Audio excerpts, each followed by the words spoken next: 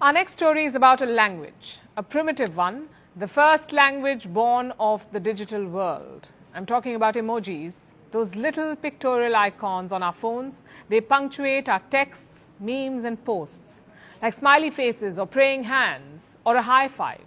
I'm sure you've used these.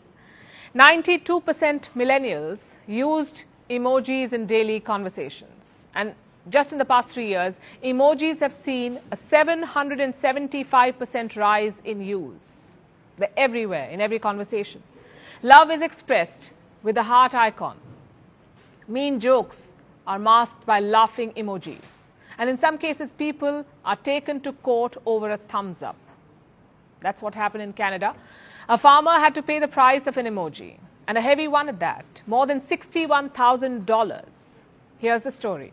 The farmer spoke to a buyer about a deal for the purchase of flax. Then the buyer sent him a contract via text message. He asked the farmer for confirmation. The farmer responded with a thumbs up emoji, but he did not make the delivery. So the buyer took him to court and he was found guilty.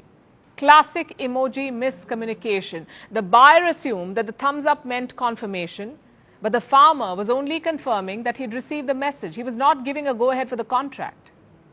But as they say, justice is blind, even to emojis, it seems.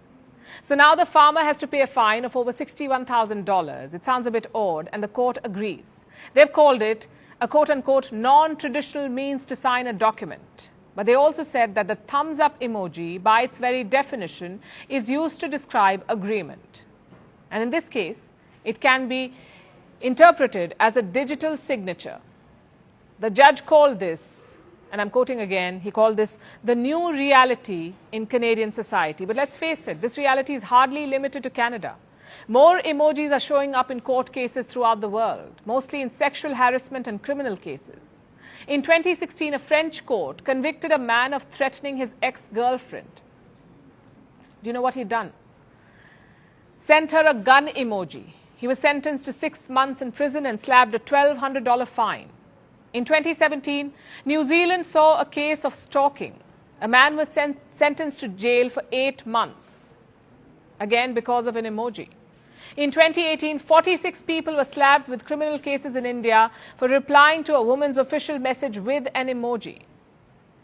The case was later quashed by the Madras High Court. In the US too, cases featuring emojis are on the rise, and in England, the icons frequently appear in criminal, family and employment hearings. So the trend is quite clear across the board. It's also up for debate. Attorneys have to stand in court and argue the different interpretations of tiny guns and eggplants.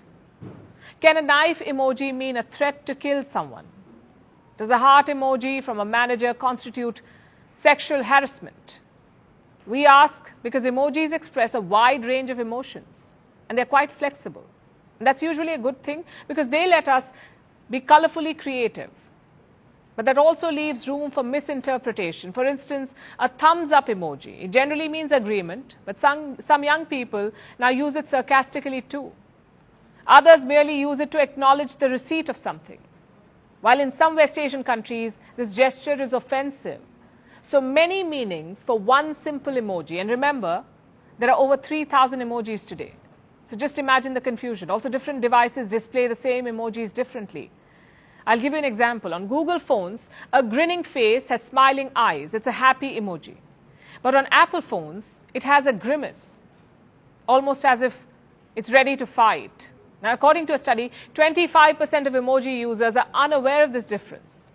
In the context of law, though, this is a big problem. Simple confusion can be unforgiving, and the legal world has begun to accept it. For instance, last year, many lawyers in Britain urged the judiciary, they demanded guidance on the interpretation of emojis. Now, this may seem like the equivalent of sitting with the elderly and telling them that the peach emoji does not mean what they think it does. It will be an awkward conversation for sure, but it's an important conversation to have because emojis now appear in virtually every area of the law, and the courts must keep up. As for the users, throwing emojis around like confetti may not be the best idea. The next time you look at one of those icons, think before you press.